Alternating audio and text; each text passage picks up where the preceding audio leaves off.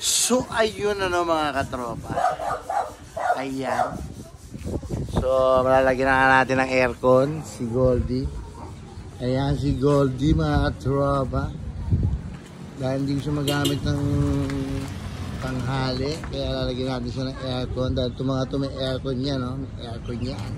So, ito lalagyan natin ito ng aircon. Alright. Para kahit tanghali, magagamit na natin siya. Alright. Lalagyan natin siya ng aircon. Alright. Samahan nyo ako, bili tayo ng pyesa niya para sa aircon. Yeah. Ayun mga katropa, palalamigin natin si Goldie. Dala natin si Nasty. Yan.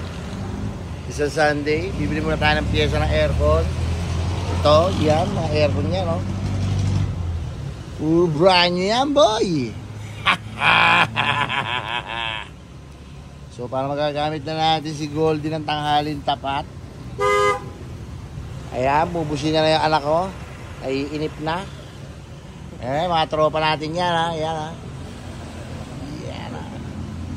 So, update ko kayo pagkakakabit na itong mga pyesa natin ng aircon. Alright? Yeah.